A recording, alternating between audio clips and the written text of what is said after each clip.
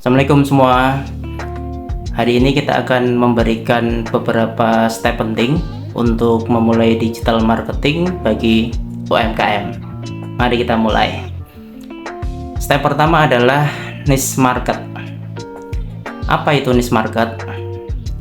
Gampangnya adalah teman-teman perlu membidik dan memetakan market-market atau pasar yang sangat spesifik.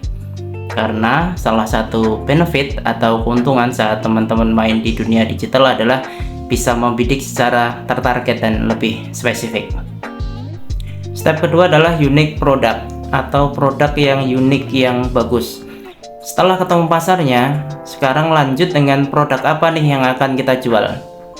Kriteria produk yang bagus adalah pertama, large market size atau marketnya gede. Taunya dari mana? Ya dari data dan riset. Jadi Anda perlu mencari tahu dulu nih datanya dari Nielsen, Google, atau dari kompetitor. Kriteria yang kedua adalah high customer retention. Cari produk yang repeat ordernya tinggi. Contoh kalau buku dengan bikin judul yang baru, misal jilbab dengan bikin model yang baru, jika makanan dengan bikin rasa yang baru. Lalu kriteria yang terakhir adalah product market fit, yaitu produk yang dapat menyelesaikan permasalahan orang dan memenuhi kebutuhan dan keinginannya. Step selanjutnya adalah kreatif konten atau konten yang kreatif. Kenapa sih kita sebut dengan kreatif konten? Karena supaya tiap konten yang dibuat mesti beda dengan yang lain. Jadi kita harus berupaya berpikir kreatif, nggak boleh hanya asal jadi aja. Alasan kenapa kita perlu membangun konten adalah karena penghubungan antara bisnis kita dengan para customer kita di era digital ini adalah konten. Kalau misalkan Anda tidak mempunyai konten yang pas untuk mereka, ya resikonya Anda tidak akan dilirik. Jadi kita mesti paham cara bikin konten yang bagus itu seperti apa. Step berikutnya adalah tentang copywriting. Kenapa sih harus pakai copywriting? Alasan yang pertama, supaya bisa mengarahkan pikiran agar secara tidak langsung dapat mengarahkannya. Contoh, sebelum Anda share, komen dulu ya, atau nggak perlu di-share kecuali bermanfaat. Alasan yang kedua, untuk menyetir jawaban, yaitu secara tidak sadar sedang mendorong customer untuk memilih salah satu. Contoh, Ukhti lebih suka mana? Khimar Fatimah atau Pasmina Khumairo?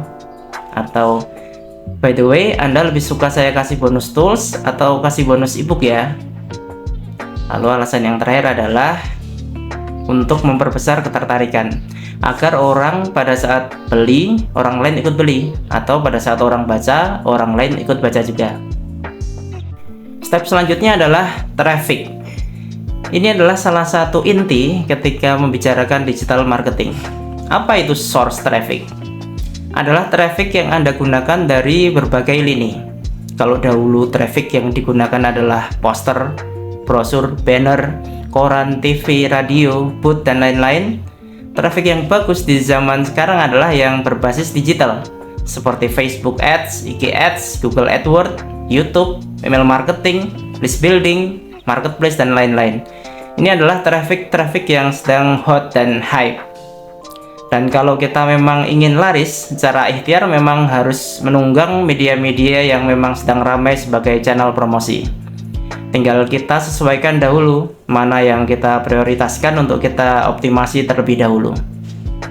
Misalkan kita mau mempromosikan kategori produk-produk yang dicari atau dibutuhkan seperti lampu, kamera, rumah, dan lain-lain, kita bisa gunakan kanal seperti marketplace, YouTube, dan SEO.